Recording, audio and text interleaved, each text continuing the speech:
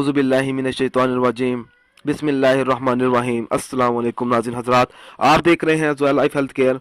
दोस्तों, आज मैं आप लोगों को झूठ की आदत से छुटकारे का एक अमल बताने जा रहा हूँ। ये अमल बहुत ही आसान है और इस अमल की इजाज़त भी आम है। ये जो अमल है सूरह फातिहा की मदद से मुश्किलात का हल है।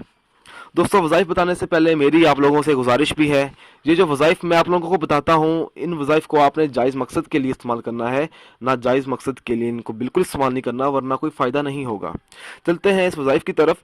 जिसको ज़रा ज़रा सी बात पर झूठ बोलने की आदत पड़ गई हो और वो इसे एहसास तक ना होता कि हर बात पे झूठ बोलता है और वो झूठ से काम लेता है और इसकी वो पक्की आदत बन गई हो और इस वजह से उसे अक्सर शर्मिंदगी और परेशानी का सामना उठाना पड़ता हो, तो वो अपनी इस आदत की वजह से तंग आ चुका हो और वो चाहता हो कि मैं इस आदत को छोड़ दूं, तो उस शख्स को चाहिए कि वो ये अमल करे।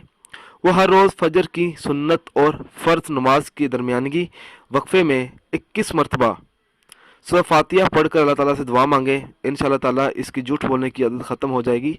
दोस्तों, आपको हमारी ये ऑडियो पसंद आई है तो इसको लाइक कीजिए और शेयर कीजिए। साथ ही मेरे channel Zoya life health care को सब्सक्राइब भी कीजिए। जज़ाकल्लाह।